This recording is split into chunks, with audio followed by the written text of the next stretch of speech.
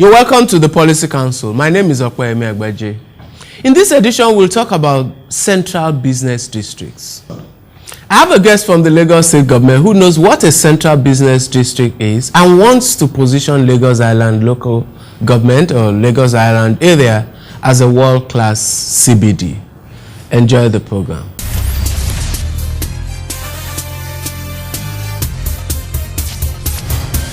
You're welcome back. It's still the Policy Council, and my guest is a lawyer. She's an insurance person. She was vice chairman of a leading insurance brokerage firm. She's a politician. She's been chairman of Lagos Island local government, but now she's the special advisor to the Lagos State Governor on central business districts. Mrs. Derin Disu, you're welcome to the Policy Council. Good morning, Yemi. How are you? Fine, thank you. You're welcome. Now, one of the things I should start with is how did you get into politics? With due respect, your profile of people have not typically gone into politics. Why did you want to join politics? Oh, it's a long story. I joined politics by accident, really. As you said, or as you believe, my profile are not people that go into politics. But then I can say that necessity is always the mother of invention.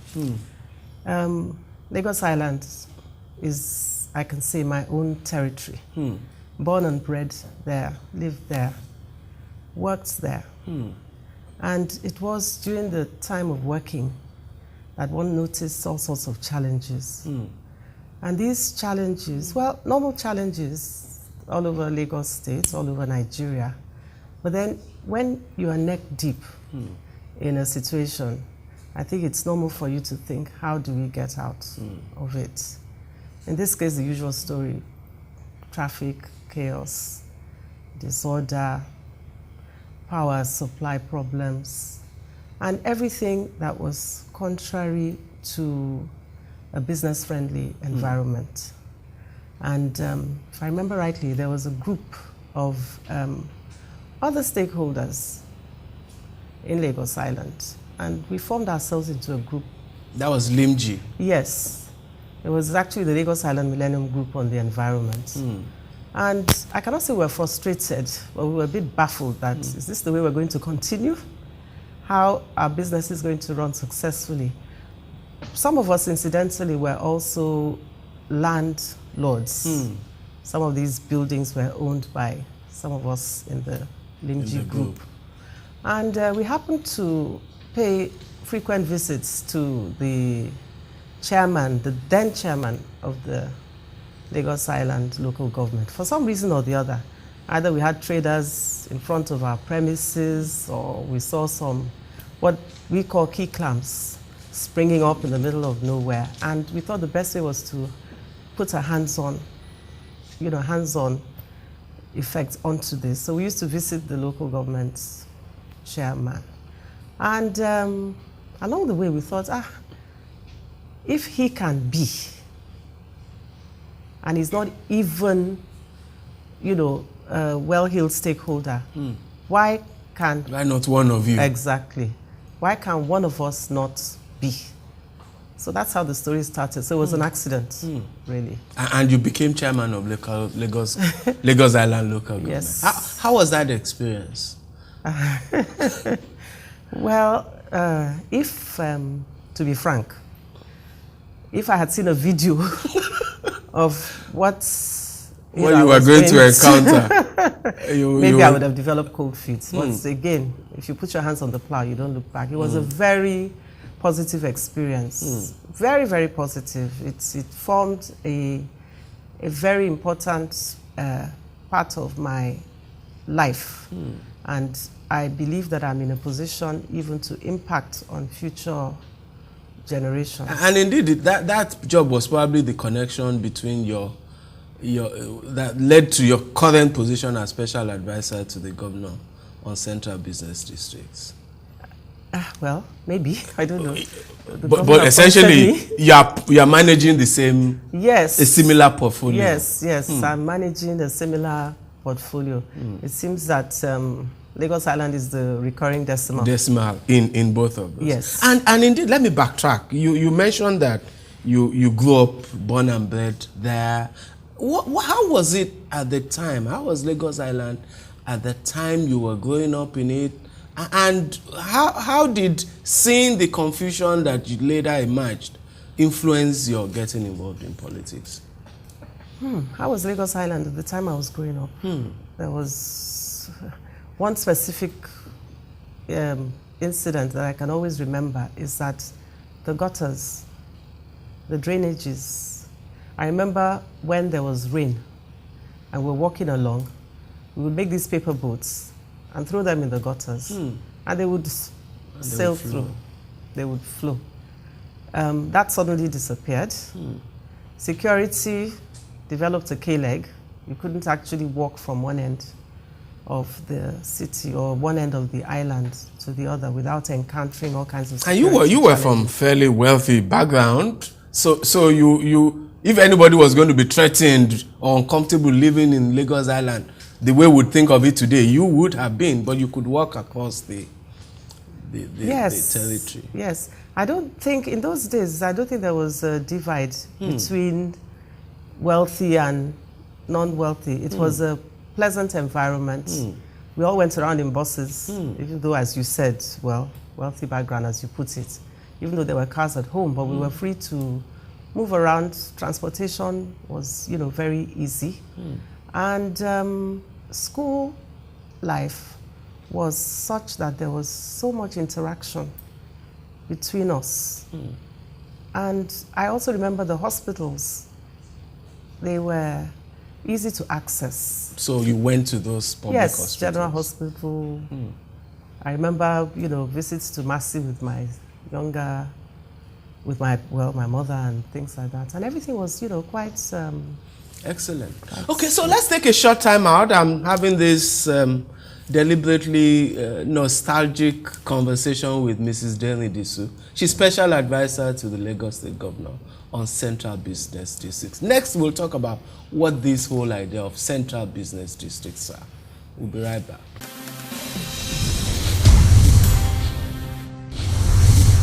You're welcome back. It's the Policy Council. My guest is the special advisor to the Lagos State Governor on central business districts, Mrs. Disu. Mrs. Disu, let's come to this issue of central business district. What is a central business district? Central business district is the focal point of a city. There are two types of central business districts. There are the ones that are natural, ones that are designed. But two or three, common characteristics. Focal point means it's the busiest area. There's usually density in population. It might not be stagnant population, but there's migrants coming in. There's density population. There's usually traffic congestion. You, in the modern central business districts, have high-rise buildings. And it's also a transport hub. It's also the epitome of commercial activity.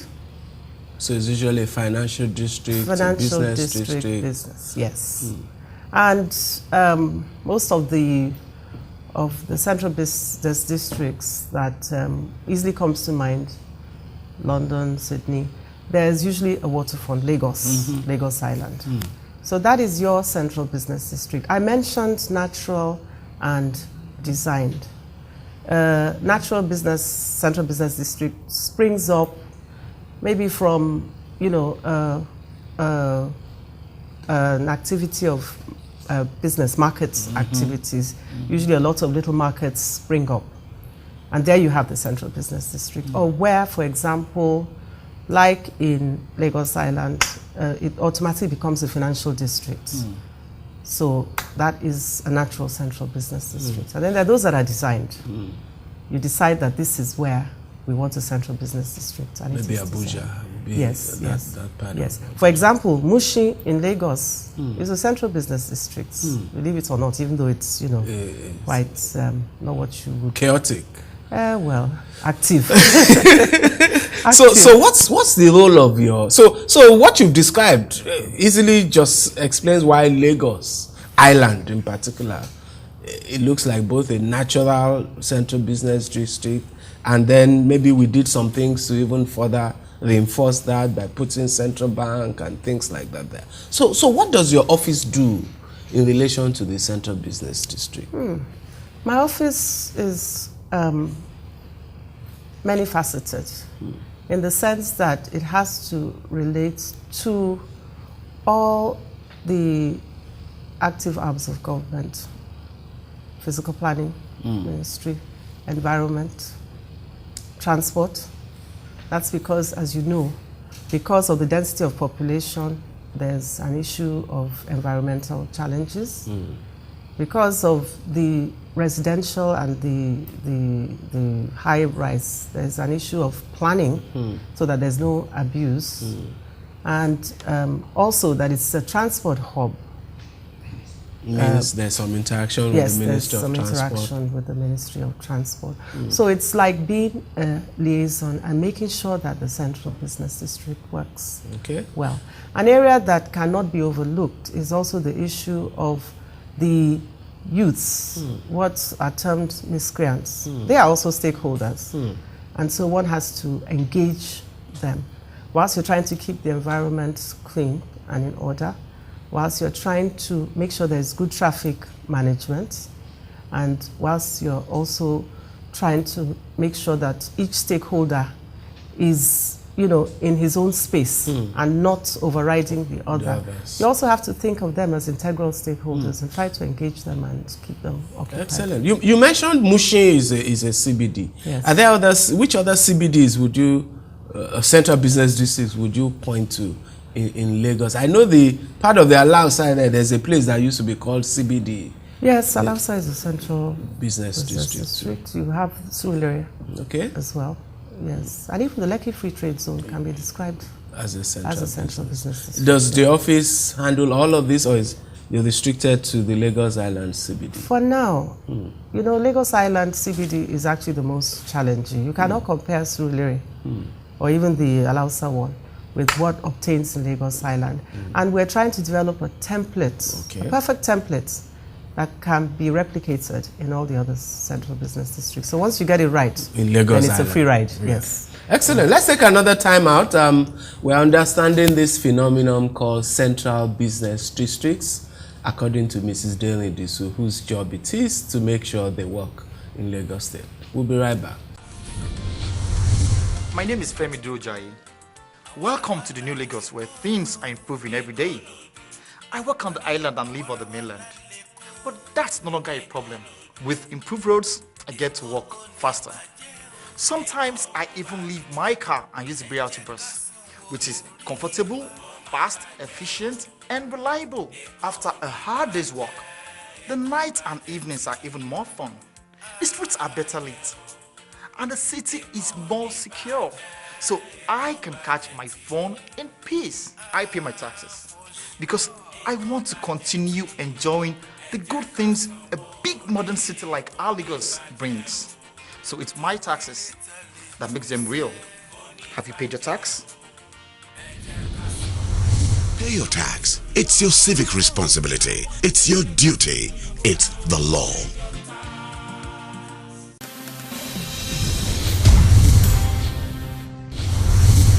You're welcome back. It's still the Policy Council, and I'm speaking with the Special Advisor to the Lagos State Governor of Central Business Districts, Mrs. Disu.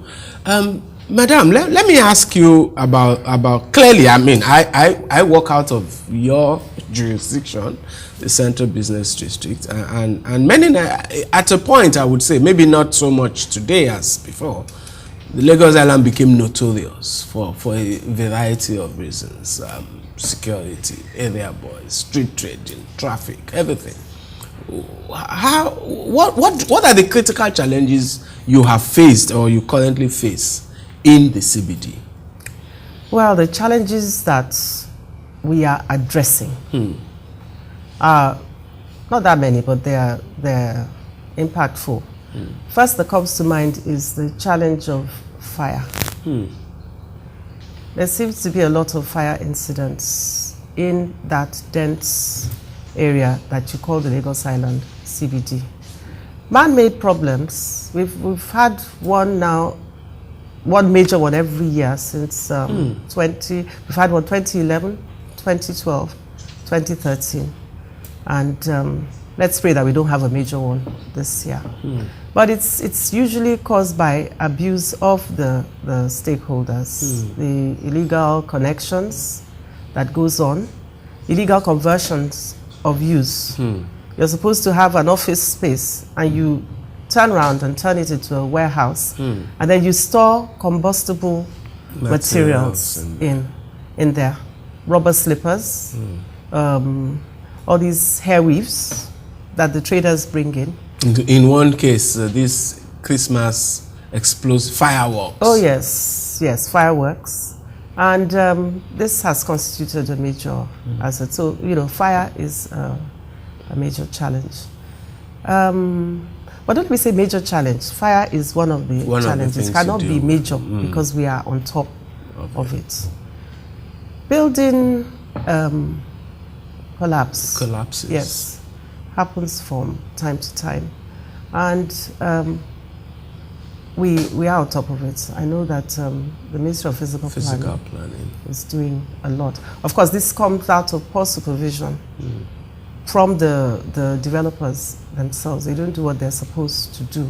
And of course, the buildings come down. How have you dealt with, there are two things that immediately come to my mind, which I would admit are maybe much better than they were before, but that's one, traffic, and then the so-called area boys. How have you dealt with those two issues?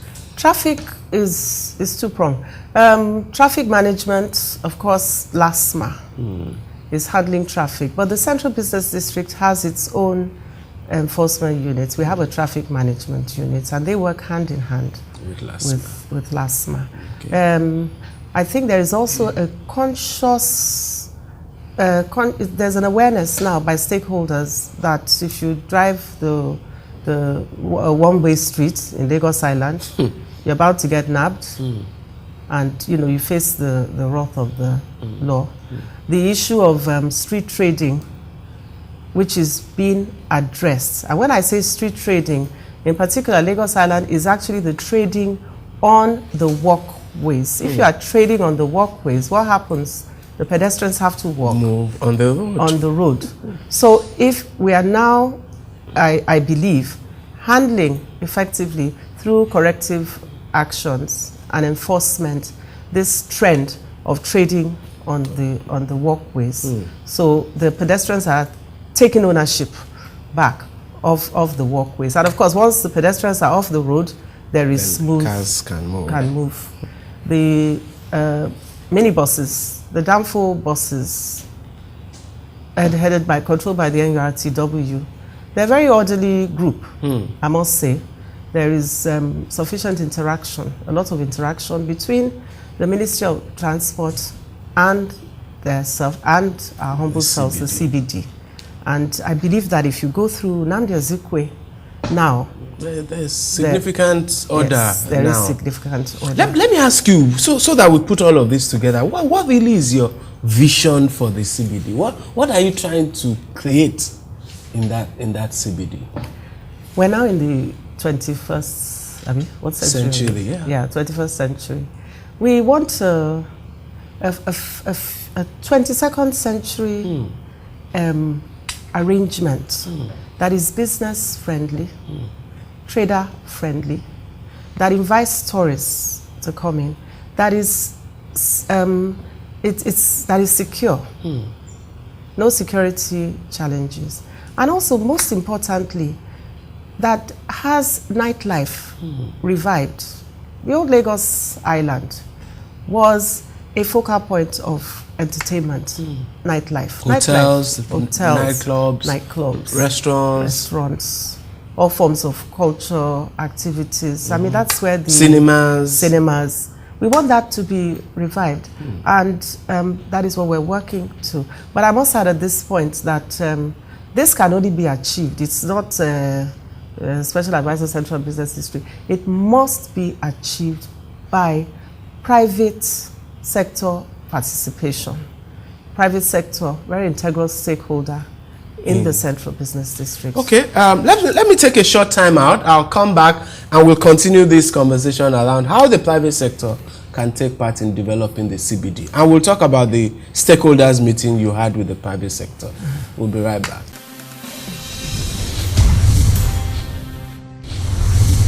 You're welcome back. It's my final segment with Mrs. Disu. She's a lawyer, she's an insurance executive, she was chairman of Lagos Island Local Government, and she's now the special advisor to the Lagos State Governor on Central Business Districts.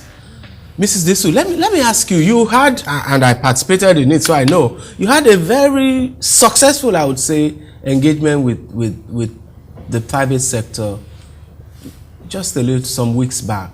Why did you convene that meeting, and what do you think it achieved? That meeting was in January 29, 2014.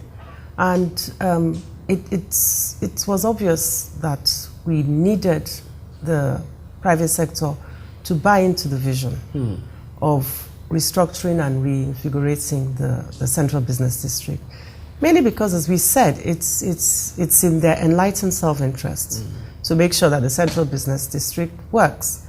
So really the reason for that meeting was to bring about awareness and to inculcate some kind of confidence into the private sector.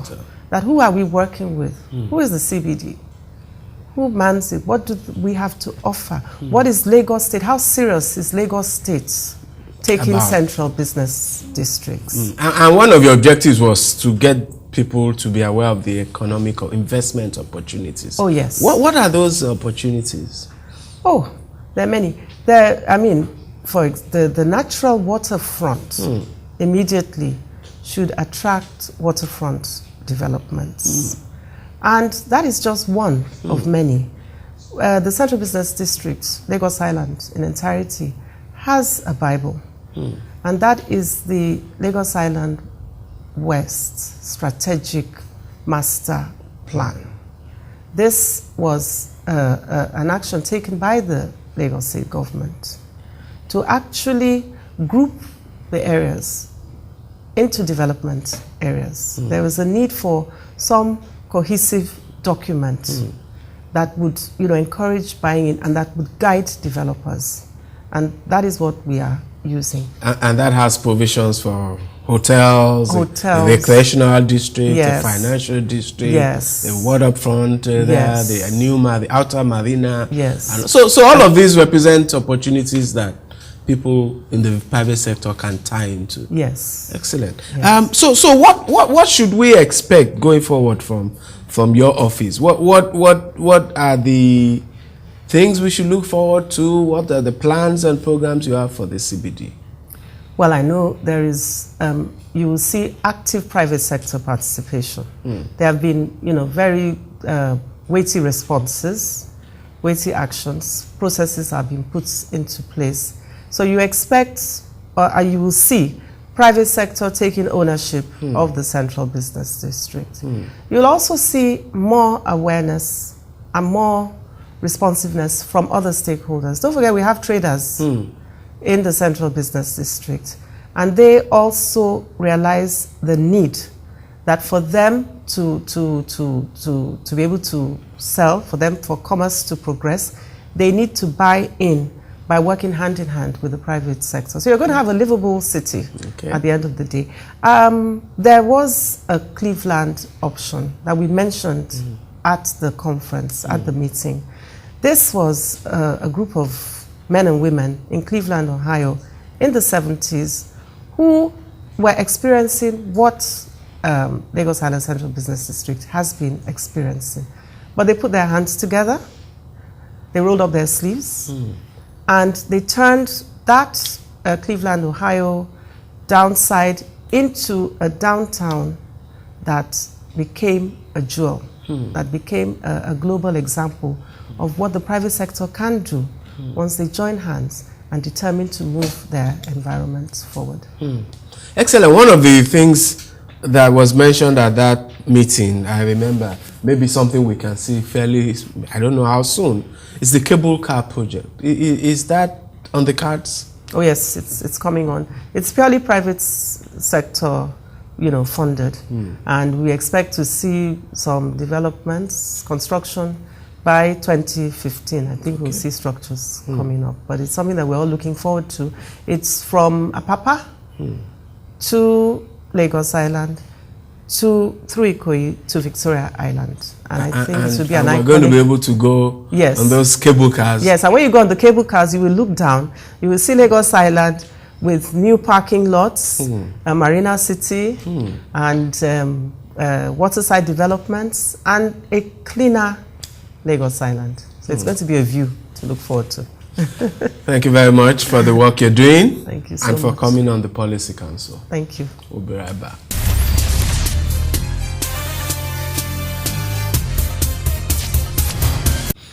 That was a very interesting discussion. There are many aspects of that conversation I would like to bring out. One, this was a private citizen, somebody in business from a privileged background, who saw problems, who got involved, who ended up in government trying to do something about it. That's an example for many of us Nigerians. On the other hand, the Lagos State government, through the CBD office, is trying to transform the Lagos Island area and create a world-class CBD, which can be a model for other central business districts in Lagos State and across the Nigeria, and indeed across Africa.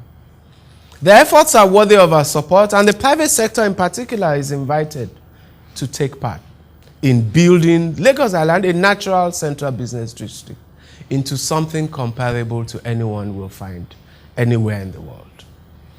Thank you very much for watching. See you next time.